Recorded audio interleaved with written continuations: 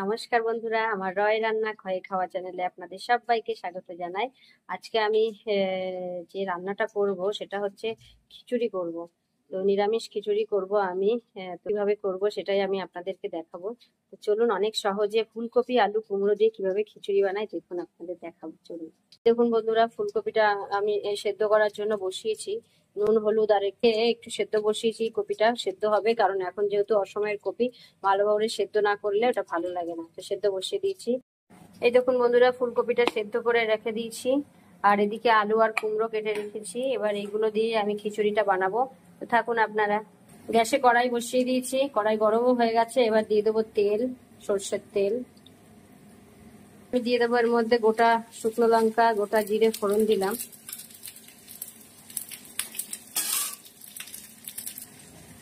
আর কুমড়ো আলুটা যে কেটে রেখেছি সেটা দিয়ে দেবো।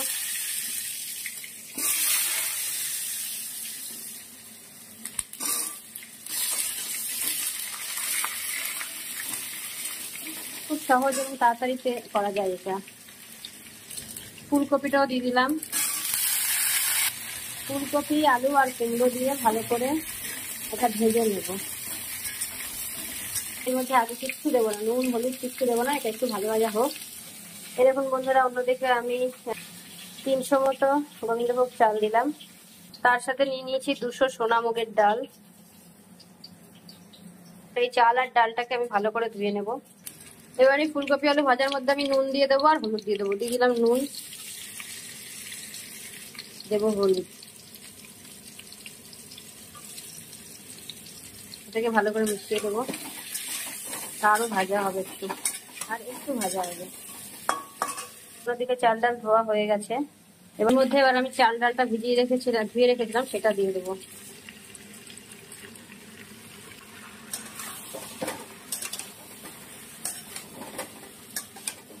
একটু কষাবো ভালো করে। দিয়ে দেবো আর একটু নুন আর হলুদ। নুন দিয়ে দিলাম, হলুদ দিয়ে দিলাম অল্প করে। ভালো করে মিশিয়ে দিই।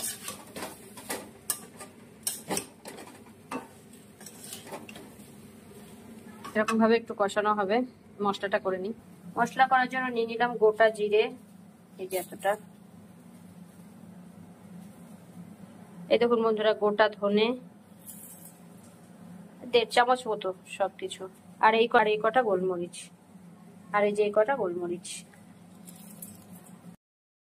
কয়েকটা কাঁচা লঙ্কা দিয়ে দিলাম, চেরা কাঁচা লঙ্কা দিয়ে দিলাম। কয়েকটা আদা, এতটা আদা দিলাম। আর একটা টমেটো দিয়ে দেবো। এবার এগুলোকে আমি একটু জল দিয়ে পেস্ট করে নেব, কারণ আমার এই যে গোলমরিচ জিরে ধনে সবকিছু ধুয়ে রোদে দেওয়া শুকানো, সুতরাং আর ধোয়ার কোনো ব্যাপার নেই। এবার আমি এটাকে পেস্ট করবো। বন্ধুরা, গ্যাসে কড়াই বসিয়ে দিয়েছি। দিয়ে দেবো একটু সর্ষের তেল। এবার তার মধ্যে দেব গোটা জিরে আর শুকনো লঙ্কা ফোড়ন দিলাম, অল্প করে দিয়েছি, যেহেতু মশলাটা কষাবো তাই জন্য আমি এই ফোড়নটা দিলাম। এবার যে মশলাটা করেছি সেই মশলাটা দিয়ে দিলাম।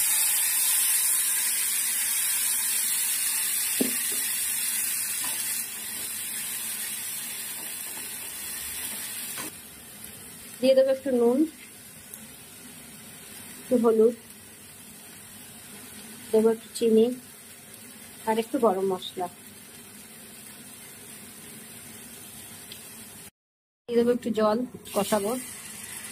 এই দেখুন বন্ধুরা, মশলা কষানো হয়ে গেছে। এবার আমি এই মশলাটাকে আমি খিচুড়ির মধ্যে মানে চাল ডালের মধ্যে মিশিয়ে দেবো। কষানো মশলাটাকে আমি ঢেলে দিয়েছি এর মধ্যে। এবার এটাকে আমি ভালো করে মিশিয়ে দেবো ওর সঙ্গে।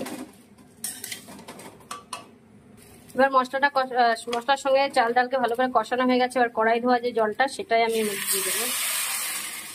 এবার জল দিয়ে দেবো খিচুড়িতে। এই দেখুন বন্ধুরা, আমি এতটা জল দিয়ে দিয়েছি, কড়াইয়ের মধ্যেই রান্না হবে। এবার এটাকে ঢাকা দিয়ে দেবো, কারণ সবকিছু সেদ্ধ হবে। তো সমস্ত সবজি চাল ডাল সব সেদ্ধ হবে বলে আমি একবারে বসিয়ে দিয়েছি। এবার ঢাকা দিয়ে দিই। ঢাকা দিয়ে দিয়েছি। এবার এটা ফুটতে লাগুক। ফোটা হয়ে মানে কিছুক্ষণ ফোটার পরে ওটাকে আঁচটা কমিয়ে করবো ওটা। প্রায় 10 মিনিট পর আমি ঢাকনাটা খুললাম। দেখুন এটা এখন এই পজিশনে আছে। এই দেখুন বন্ধুরা, এটা এখন এরকম আছে।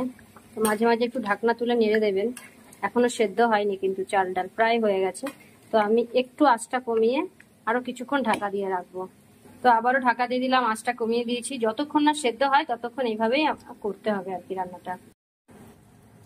হয়ে গেল খিচুড়ি। একটুখানি ঘি দেবো উপর থেকে অল্প করে, আর একটু গরম মশলার গুঁড়ো ছড়িয়ে দেবো, বেশি না অল্প দেবো। কেমন লাগলো আমার এই সহজভাবে খিচুড়ি করার পদ্ধতিটা জানাবেন। যদি কিছু বললাম না, আজকে মতো টাটা।